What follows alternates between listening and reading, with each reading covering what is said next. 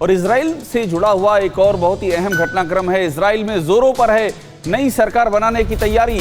Naftali Bennett होंगे Israel के नए प्रधानमंत्री। नेफ्ताली बेनेट 26 अगस्त 2023 तक इजराइल के पीएम रहेंगे।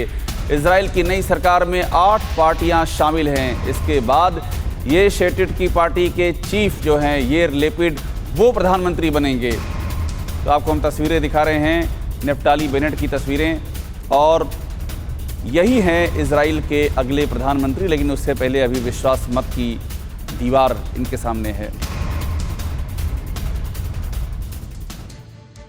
तो आपको बता देते हैं इजराइल की संसद का गणित क्या है, वो समझना बहुत ज़रूरी है।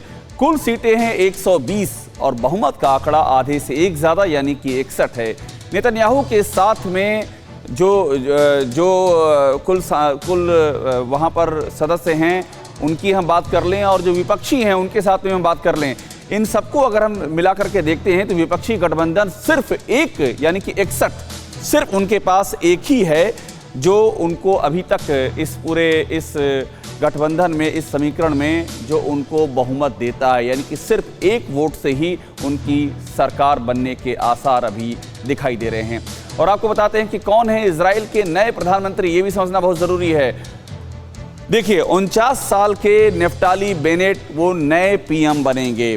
कभी बहुत ही करीबी रहे हैं बेंजामिन नेतन्याहू के। बेनेट कभी नेतन्याहू के बेहद करीबी थे और 2006 से 2008 तक उनके चीफ ऑफ स्टाफ भी रहे हैं बेनेट, और वही आज उनको चुनौती दे रहे हैं। साल 2013 में कट्टरपंथी होम पार्टी से पहली बार वे चुनाव जीते थे। धुर दक्षिणपंथी माना जाता है नेफ्ताली बेनेट को, और 2019 तक हर गठबंधन की सरकार में मंत्री रहे हैं।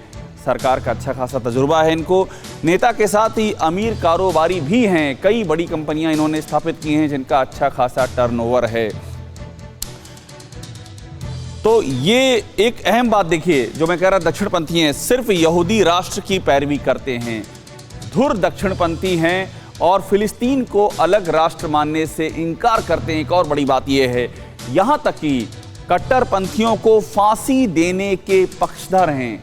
ये इजराइल के नए होने वाले जो प्रधानमंत्री उनसे जुड़ी बातें आपको बता रहे हैं। वेस्ट बैंक में यहूदियों की बस्तियां बनाने की वकालत करते आए हैं कि वेस्ट बैंक में यहूदियों की बस्तियां होनी चाहिए। तो ये है नेफ्ताली बेनेट। और हमारे साथ में हरिंदर मिश्रा जी जुड़े हुए हैं यरूशलेम से, उनसे हम बात करते हैं। हरिंदर जी, देखिए अभी जो सरकार वहाँ बनती हुई नज़र आ रही है, आपका मैं एक लेख पढ़ रहा था, आपने उसमें लिखा था कि विरोधाभासों से भरी हुई सरकार है, एक एक कदम बहुत ही मुश्किल है।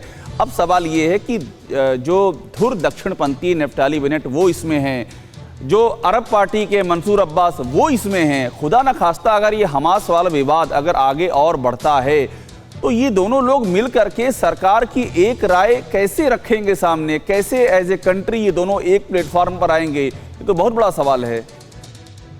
जी बिल्कुल, अभी जब दोनों पक्षों के बीच में संघर्ष चल रहा था हमास और इसराइल के दरमियान, तो यहाँ पर गठबंधन सरकार को लेकर के जो बातचीत चल रही थी वो पूरी तरह से बंद हो गई थी। और मंसूर अब्बास ने साफ तौर पर ऐलान कर दिया था कि जिस समय ऐसी झड़पें यहाँ पर हो रही हैं और काफ़ी सांप्रदायिक दंगे भी हुए इसराइल में, उस दौरान वो इस तरह की बातचीत नहीं कर सकते हैं। तो जाहिर है कि जो गठबंधन की सरकार बन रही है उसमें हर विचारधारा की पार्टियां जो हैं वो शामिल हैं। मध्यमार्गी हैं, धुर दक्षिणपंथी हैं, वामपंथी हैं और साथ ही साथ ये अरब पार्टी भी है।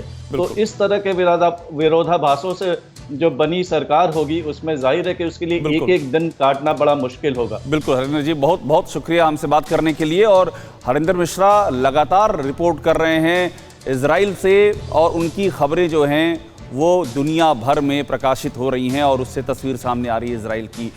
परवाह देश की, सोमवार से शुक्रवार रात 10 बजे TV9 भारतवर्ष पर।